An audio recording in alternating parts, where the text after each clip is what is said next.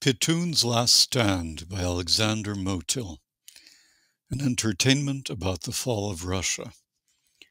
Chapter 1, Moscow, Part 2. Once the world had learned of Pitun's flight, all hell broke loose in and around Russia. There were reports of non-Russians, especially Ukrainians, Crimean Tatars, Bashkirs, Chechens, and Estonians, dancing in the streets, throwing offal and excrement at Russian embassies and consulates, defacing Russian language signs, and tearing down Soviet war monuments to unknown soldiers and victorious liberators. Knowing how deeply the non-Russians resented their former and sometimes current colonizers, I did not doubt the veracity of the reports. Pitun had ruled with violence, and it was no surprise that his demise was also greeted with violence. More important was that his departure suddenly created a power vacuum within the very heart of the Russian polity. For the first time in decades, this vast land was without a ruler. I knew from Russian history that, when such circumstances prevailed, chaos inevitably ensued.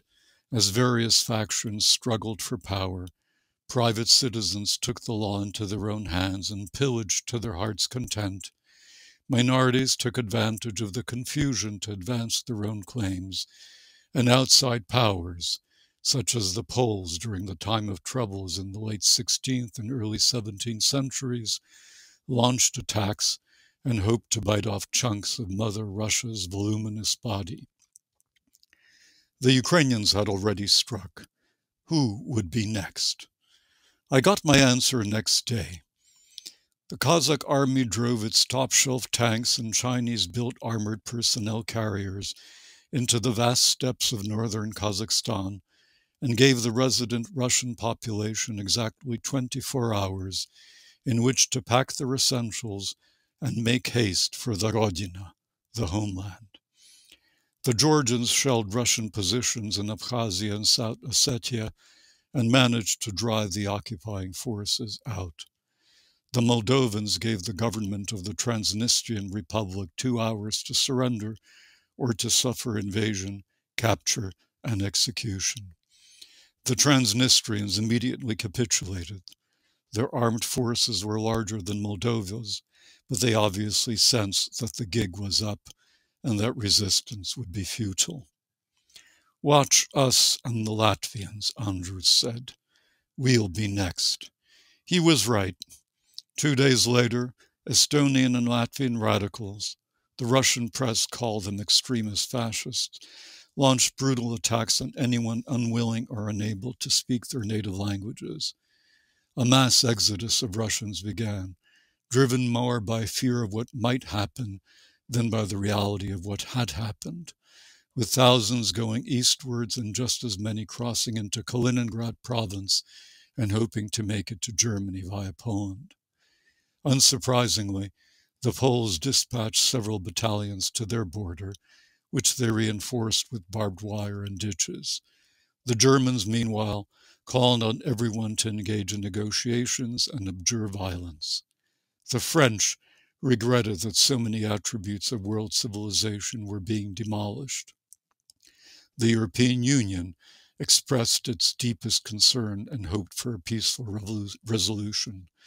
The Americans wondered who was minding the nuclear arsenal. What shocked me most was that Minsk also got on the bandwagon. The supine Belarusian regime, renowned for never saying "niet" to its Russian masters, no matter how gross their provocations and how offensive their arrogance, finally got the courage to say no.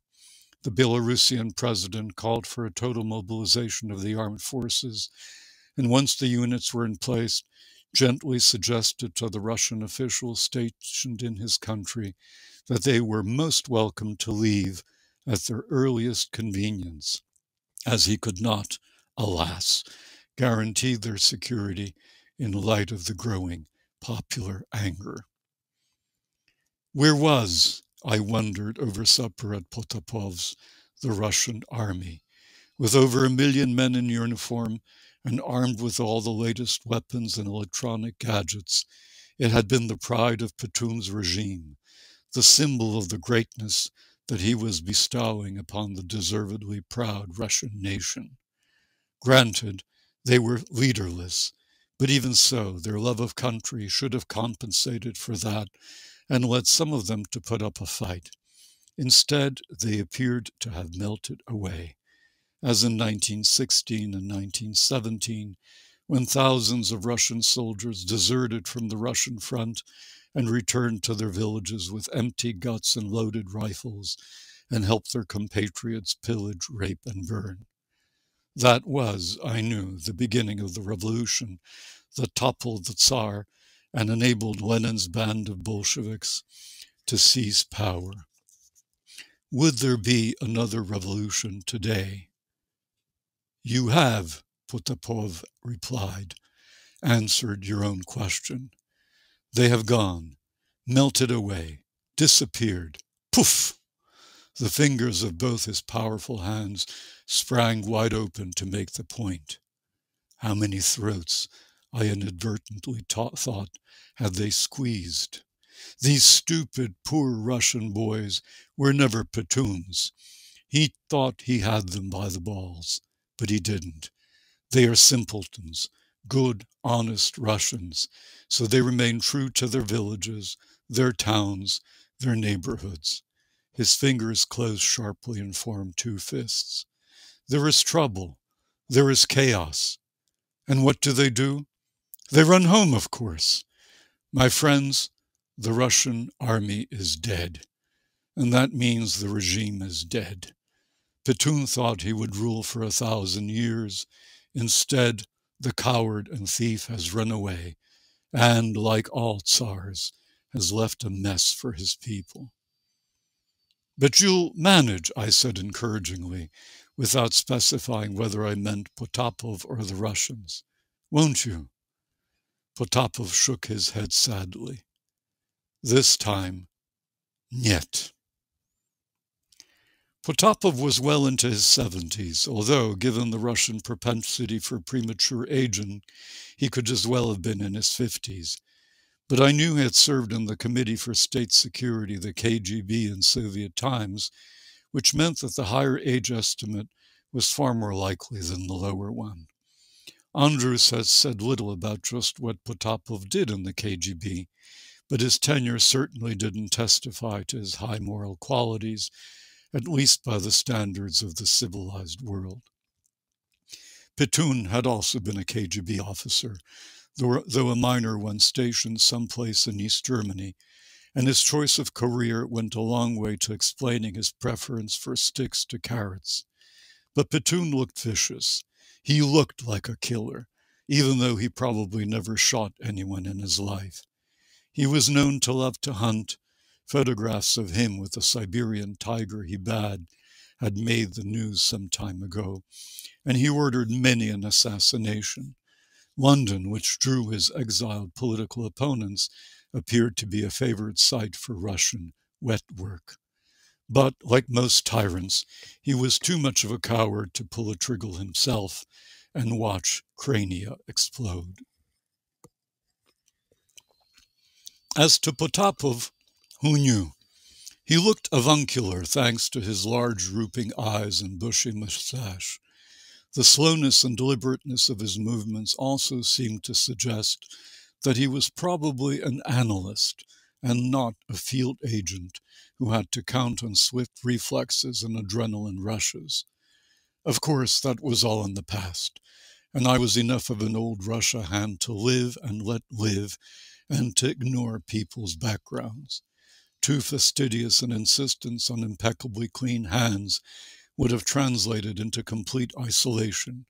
For the sad fact about contemporary Russia was that no one, absolutely no one, was innocent.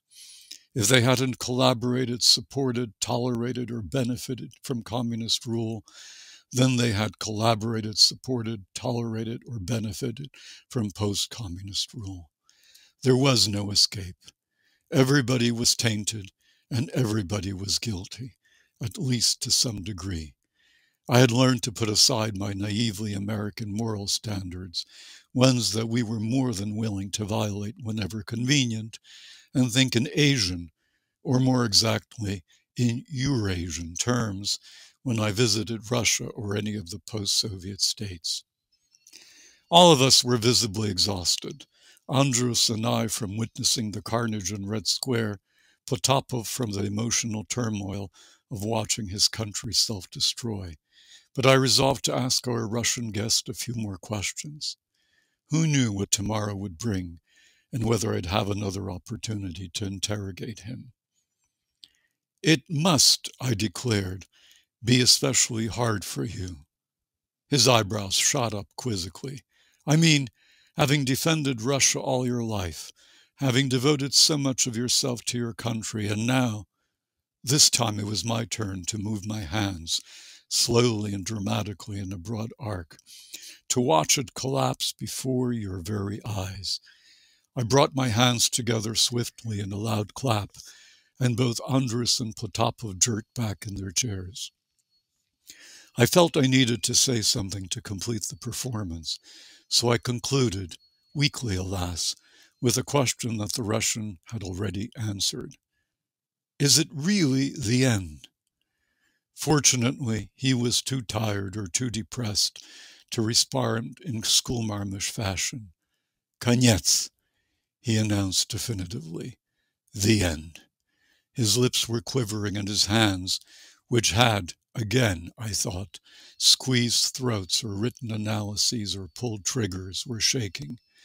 The good Andrus cast a glance at me and produced a barely perceptible nod in Potapov's direction. He was imploring me to stop, but I couldn't, of course. Or rather, I wouldn't. I had a story to write. I needed information, and Potapov was a fantastic source that I could not, would not, slip out of my hands, no matter how overcome with physical and moral fatigue he may have been.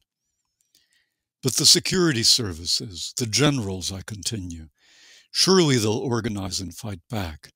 Even in 1918 and 1919, the old regime defended itself, and for a while it looked like the whites could even win.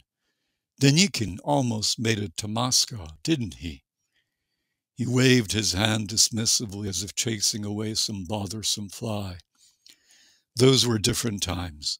Then the old regime still believed in itself, as did the Bolsheviks. It was a clash of two beliefs and two forces who were being challenged, by history, of course, to demonstrate just how much violence they were willing to employ to promote their ideas. The Bolsheviks were stronger, more ruthless. So they won. He was breathing rapidly, evidently moved by the tragic drama of his nation's history. But today, Potapov pursed his lips and inhaled and exhaled several times. Today, there are no heroes, no believers anymore. Of course, he waved both hands again. Of course they will organize, they will fight, they will resist, but they will lose. Who believes in Pitun and the Russian he created? Only idiots and criminals. Who will die for such a monstrosity? He cleared his throat and spat into a cloth napkin. No one. Naturally, there will be fighting. There will be war. Thousands, many millions will die. But, his eyes looked moist again, they will be mostly Russians. Turning to Andrus, he said, Pour me a glass, дорогой. I need a drink. And then back to me. You can't fight the world and expect to win. Pitun was an idiot, a durak. He made enemies with everyone. Everyone. Can you believe that even the Belarusians, who even after those mass demonstrations still have no idea what makes them different from us, even they hate us? They will all rise up, he announced portentously, his voice assuming prophetic tones. every one of the nations we oppressed inside the Russian Federation, and every nation on our borders. They will rise up and kill us. His eyes focused on mine as his tone became harsh and cynical. And what will the freedom-loving West do? What will your country do? I knew the answer. Nothing.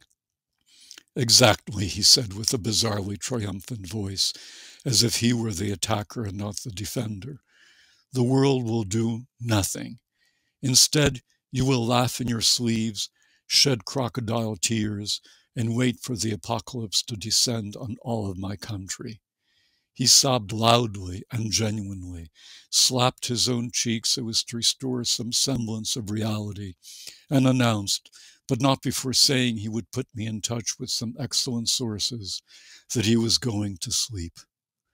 "Ja, tak ustal," he said slowly. "I am so tired." He looked it. Andrus and I stayed sitting at the kitchen table. Several moths flitted about nervously near a solitary light bulb hanging from a twisted wire. The refrigerator, an old model from several decades ago, hummed erratically.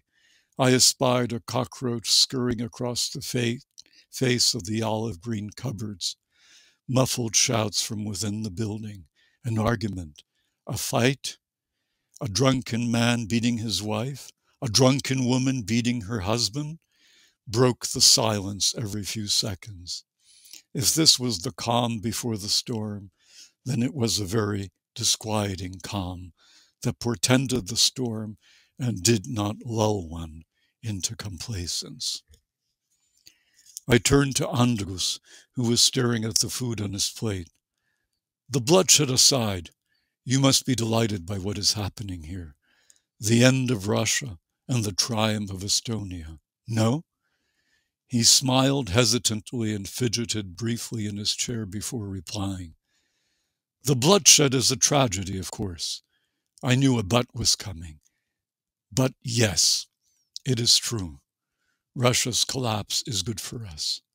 And then he added, lest I mistake his approbation of ongoing events as schadenfreude, a disposition that many Central and East Europeans share and enjoy, especially with respect to Russia. And good for the world. Very good for the world. After a beat or two, he made another qualification. That said, we must be careful. There will be war. There will be economic collapse. There will be refugees, millions, and they will all go to Europe. Did you notice that? While traveling here, all the cars were going in the other direction. I said, but hadn't made much of it then. Rats escaping a sinking ship, he averred. Russians hoping to make it to Estonia, to Latvia, to anywhere, as long as it's not Russia. Andrus emptied the bottle in our glasses and raised his. To Mother Russia, may she die a peaceful death and never be resurrected. I was unsure of what to say in response, so I chimed in with the cheers and drank the tepid liquid. Several hours had passed, and the formerly ice-cold vodka had acquired the taste of lukewarm tea, an apt metaphor, perhaps, for the condition of Pitun Pitun's regime.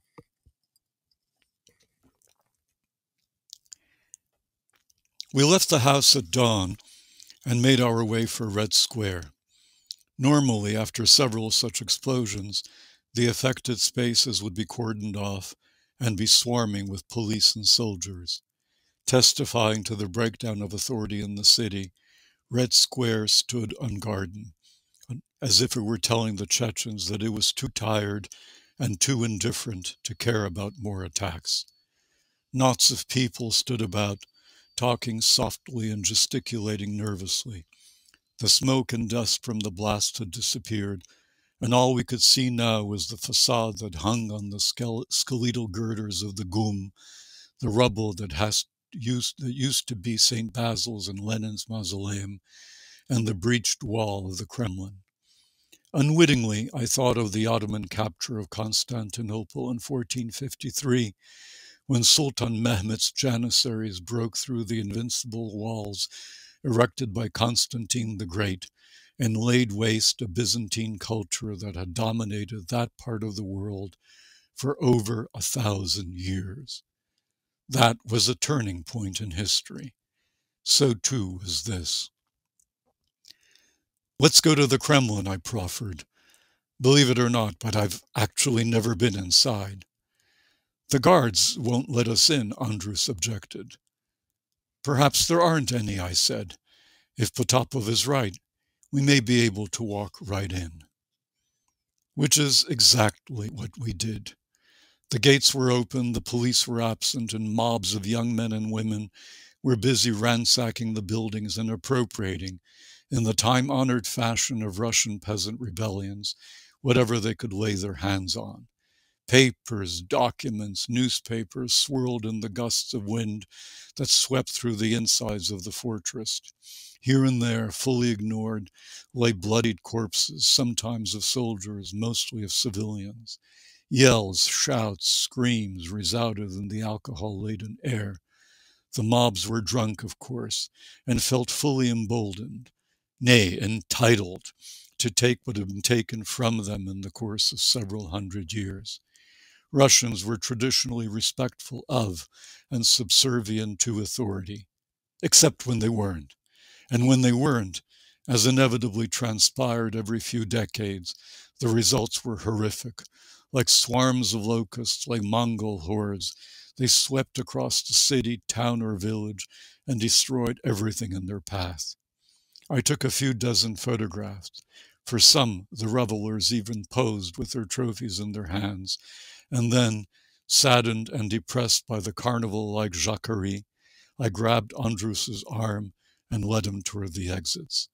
Needing no prodding, he followed willingly. Red Square had attracted more curious onlookers and some scattered policemen and soldiers. The latter were milling about the bomb sites, uncertain about what exactly they were to do. We approached a small group of Russian men heatedly debating something. One cursed Pitun and shook his fist at the unresponsive heavens. Another spat on the ground and wished the Chechens to go to hell. Still another damned the Ukrainian and Estonian fascists for their betrayal of Russia. "What did we do to deserve such treachery?" he cried, his voice cracking. After tempers settled down, their discussion became serious. "What now?" someone asked. "We will die," someone else answered. "Нет, будем бороться," shouted yet another. "We will fight." That heroic declaration was followed by a cacophony of voices exceeding one another in bravado. "We will fight the world. We will eradicate the Chechen plague, and the Ukrainians and Estonians and all the other vermin." After a moment of silence, a timid voice spoke up. "It is time to go home and pack our belongings and run, my friends. There is no alternative." His voice trailed off.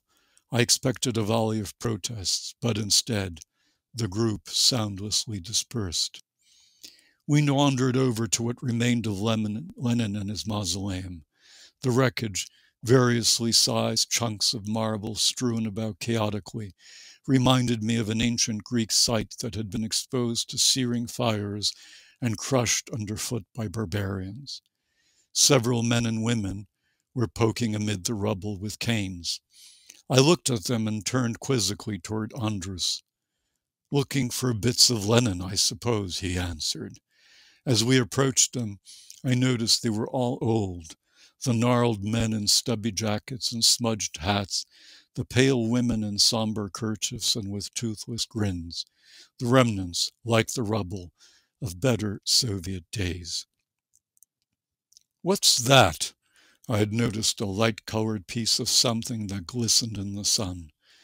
Andrus bent over to examine it, straightened his back, placed his hands on my shoulders, and grinning broadly, informed me that it looks like a fingernail, probably the great leader's. "Would you like to have it?" He took a few seconds to take note of the ashen look on my face. "You know, as a kind of memento mori. Shuddering, I drew back in horror. "Let's get out of here, for God's sake," I said hurriedly, and set off toward the GUM.